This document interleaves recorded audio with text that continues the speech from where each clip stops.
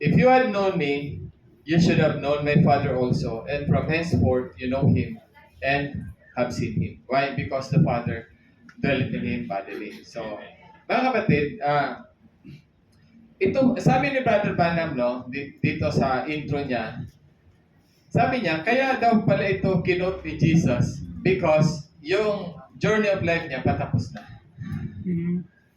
Di ba? Ang ganda ng Word of God. Sa atin kasi, mga kapatid, and John 14:6, kinukot natin yan, pinipreach yan, pag yung tao, gusto natin ma-born again. Di ba? Way, truth, and life. Tanggapin mo ang Panginoon sa Kristo. Sa start pa lang ng journey niya. Kay Jesus hindi. Kinot niya ito kasi patapos na yung journey of life niya. Okay. And mga kapatid, I would like to encourage you with these words, no? Alam nyo, parati namin pinag-uusapan ni Sister Wife about dito eh. Siguro, ganun talaga ang senior syndrome eh. Pag dalawa na lang kayo sa bahay, wala na kayong topic na mapag-usapan. Pag nauna ka. So, ngayon mga kapatid, bakit si Jesus pinag-uusapan niya ni mag-isa lang siya, knowing na magre-resurrect siya then on the third day? At sinabi niya lahat mga kapatid ng pasikot-sikot ng mangyayari sa kanyang buhay. Why? Because he has a bride. May bride siya eh. Para sa atin. Most of the time when we read about verses about him, akala natin kanya lang.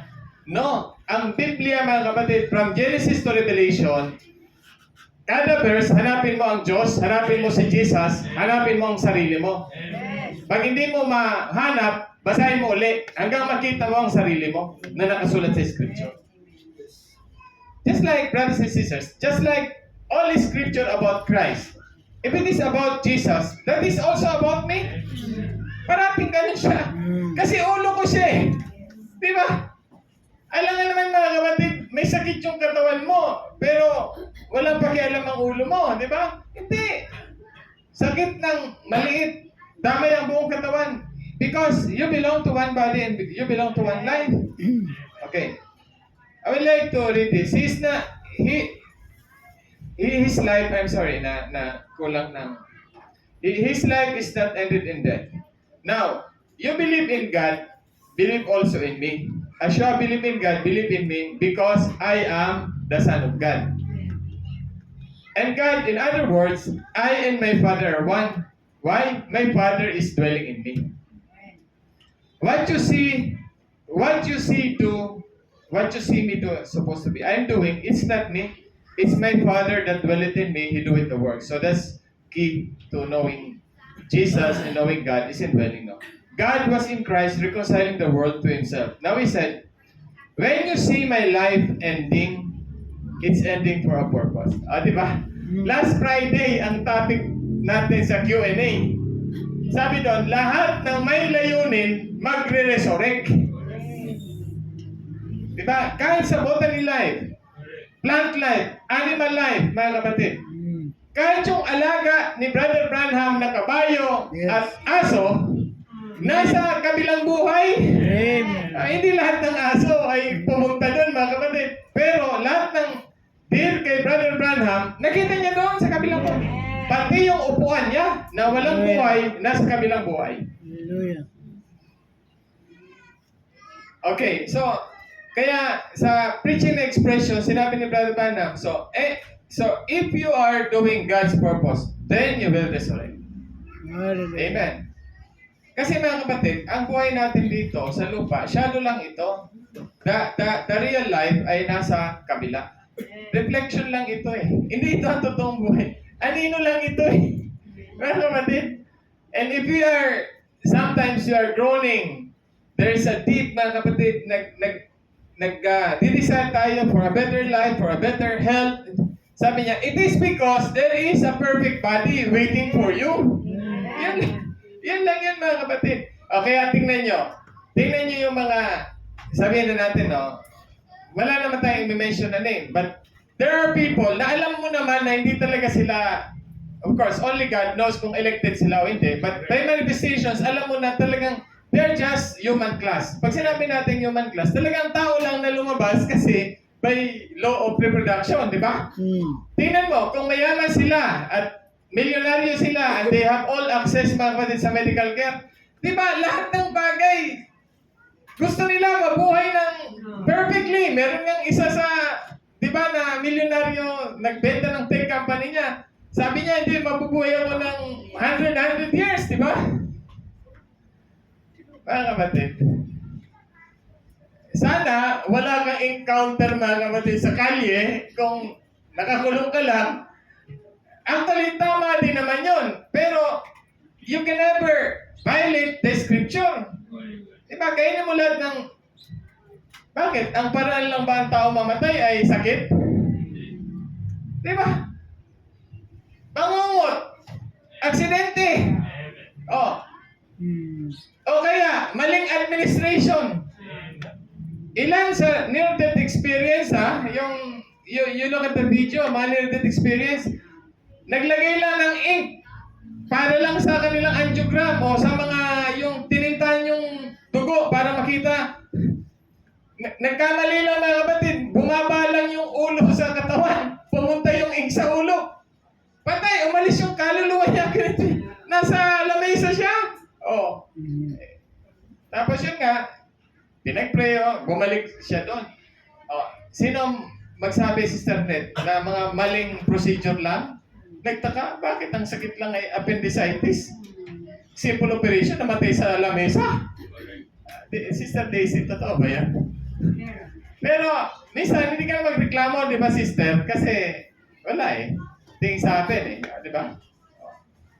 So, meaning to say, bakit ang tao would be so, sabihin natin na, ano ba, yung, parang, ano tawag yan? Obsessed ba? Something like that. But in the scripture, iba ang salita ng mga nasa scripture eh. You know, you read all these statements ng men of God na meron silang blessed assurance. Iba ang kanilang mga pananalita. Sa approach na yan. Oh. Why? Because they have a guaranteed body that awaits them. Amen. Sabi niya, pastor nasasabi mo yan kasi bla bla bla o kasi bla bla bla. Alam niyo mga kapatid, someday you will realize na there is a meeting in the air and there is a place better than this. Managinip ka nga lang na lumilipad ka, di ba? Kwentuhan kami ng mga elders eh. Naginip ako lumilipad. Misa, bumibelo pa. Ako araw-araw dyan. Naginip. Ito mga kapatid, no? I have my notes on this. Hindi ko nilagay dyan. I just want to speak my notes. Jesus has that thought na ang nasa isip niya ang programa ng Diyos sa kanyang journey of life.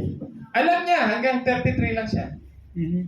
Alam niya, yung manner of his death, yun, medyo ibig sabihin, may mga information siya na binibigay ni Moses at ni Elijah, Matthew 17. But somehow, yung kanyang journey of life, alam niya na magtatapos na siya. Sabi natin, 33 lang siya, kung tutusin, di ba? Bata pa, di ba? Bakit pag kriminal, namatay ng 33? Buti na lang, namatay na yung criminal na yun.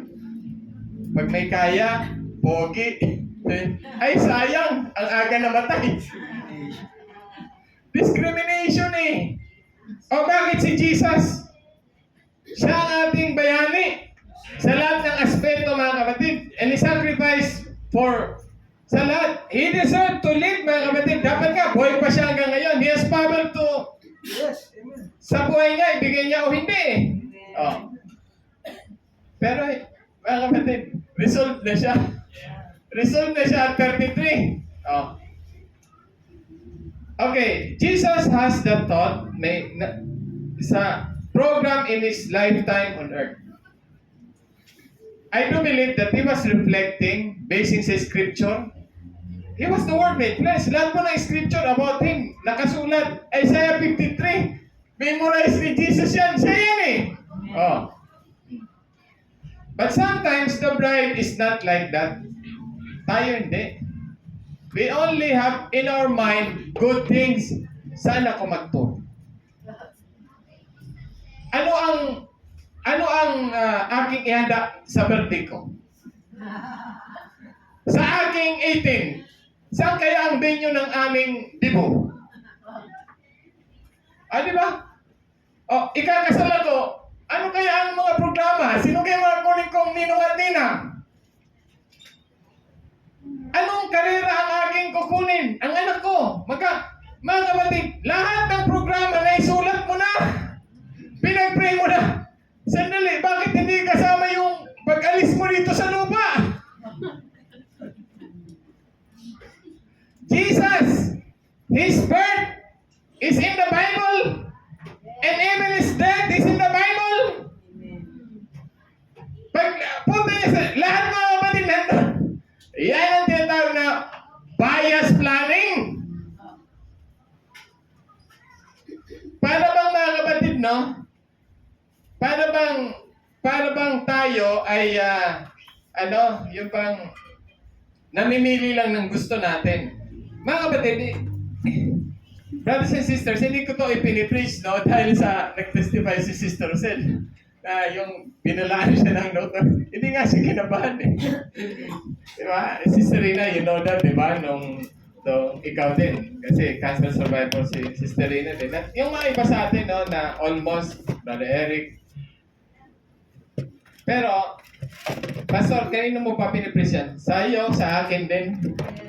Bakit? Lahat tayo pupunta dyan eh. Yan ang tinatawag na unwelcome guest. Tandaan nyo. So, sometimes the bride is not like that. Remember, sa Ecclesiastes 3, sa Bible reading natin, nung last Thursday, ang Bible reading namin, Ecclesiastes 1, ang ganda mga kapatid. Pakinggan nyo, ang daming binigay ng Panginoon. Okay, let us read. Time life on earth. Ecclesiastes 3, 1-4. To everything there is a season, and a time to every purpose under heaven. No? Time sa lahat ng thing, tapos ang layunin din ng Diyos, time din. Amen. Katulad sa ministry mga kapatid, pag ang ministro ay talagang nagiging popular at talagang ang daming gusto mag-subscribe sa kanya, akala niya wala nang katapusan. Then one day mga kapatid, medyo na-discourage yung kanyang ministry, depressed na siya. Kumakanta na ng wordless song. Ano ba nangyari dito? See? You know, you can ask me pagkatapos ko mag-preach. Bakit, mga kapatid, ganon? Kasi tayo, katulad ng mundo, hayaan mo na ang politiko na dynasty sila, paikot-ikot ang kanilang parating sila, tapos pag natalo sila, ma-depress sila, okay lang yan kasi natural yan eh. Bakit? Wala ba? May simula nga eh, di may katapusan. Dati ang ganda mo, ang daming nagpupuri sa'yo, o tapos biglang tumanda ka na, magpipilit pang magpaganda.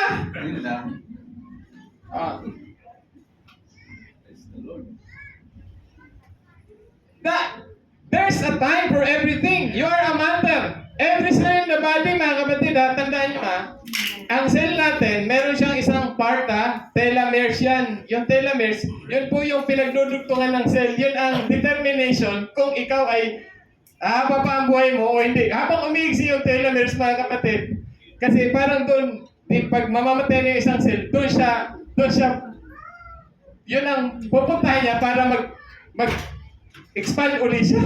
Pero hanggang, pag wala na yan, wala na siyang expansion, mga kapatid.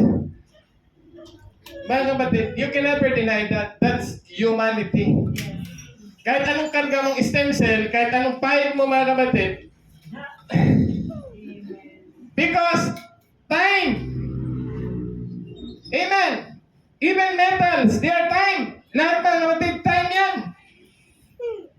God has set time and season to every matter and particles on earth. Amen. Lalo ang buhay ng tao, every kind of life, time yan. Hindi lang yung buhay mo, pati yung purpose mo. Kaya di ba, patutunin ba kung wala na pong purpose? O, di ba? At least may reality ka. O. Eh, kung may purpose ka pa, di may purpose ka pa. God can extend you. There's only one reason that God can extend your life. You promise Him to serve Him. Sabi ni Brother Branham, yan lang ang prayer na tutugunin ng Diyos sa isang taong critical. Lord, ipangako ko, magsilbi ako sa iyo for the rest of my life. Hanggang buhay, pagalingin ka ng Praise the Panginoon. Lord. A time to be born and a time to die. Yan yung sinasabi ko sa inyong program. Lahat may program except dito. Praise the Lord. Commit your ways unto the Lord. Trust also in Him. Amen. Tingnan niyo mga kapatid, I'll teach you one thing no, naituro ko na last time. Nandito rin yan sa Biblia. Tanungin ka, halimbawa tanungin ko, Brad, hanggang ilang taon mo gusto mabuhay? Pastor, ba't ka nagtatanong yan? Masyadong morbid naman, puro kamatayan na pinag-usapan natin. Basta sabi ng Biblia, 70. Amen. By reason of strength, 80. Oh. Di ba? You can say, 70, pwede na. Ay, hindi. Parang, ano pa, 80. Oh. At least, mga kapatid, nagpaplano ka. That's right. Oh, see? Amen. And when you train your body and you speak to your body, brothers and sisters, and you claim sa Diyos ang sinabi niya, That's right. at may plano ka, o di para sa iyo yan. That's right. Then circumstance will make its way, brothers and sisters, to fulfill the word of God. Hindi pwedeng hindi mangyari yan. Amen. Unless nagkasira-sira ka, pwede rin. Okay. Ano sabi ng Biblia? Ay, sabi nun, pag malapit na siya, sabi niya, saka siya magpaplano na umababoy pag malapit na. Anong sabi ng Proverbs? Nabasa natin. Ang planong mabilis. Sabi niya, ang plano na haste, a plan that was made haste, sabi niya, ay hindi successful. I'll teach you, if you plan to live a long life, magayon ka na magplano. Kasi pag critical ka na, sila ka magsabi, Lord, gusto ko umabang mo. Mabilis ang plano yan, nakasulat sa Biblia. See? That's right. Amen? Amen. You plan your family, you plan your career, you plan your old age, you plan your retirement. Lahat yan mga kapatid, nakaplano. Commit your ways to the Lord. Amen. Amen? And also you plan when to exit. Yes. Pag time na, alam mo na. That's right. Goya. Pastor, anong plan? Magplano ka, nagpaplano rin kami. Nagpaplano. Diba? A time to be born and a time to die. A time to plant and a time to pluck up that which is planted. A time to kill and a time to heal. A time to break down and a time to build up. Can you imagine mga kapatid, no? Lahat ito. And we spend so much time and money sa ating mga renovation, sa ating mga, di ba? Plano sa anak natin, plano sa bahay natin, plano sa negosyo. Ang dami natin ginagawa dyan sa travel natin. Amen. A time to live. Oh. Kala mo lahat lang tawanan? Di ba may iyakan din? That's right. A time to mourn and a time to dance. And I do believe, brothers and sisters, if we train ourselves, no, by the grace of God, galing sa Word of God, at tayo ay natutunan ng maayos, wala pong sorpresa dito lahat sa atin. Amen.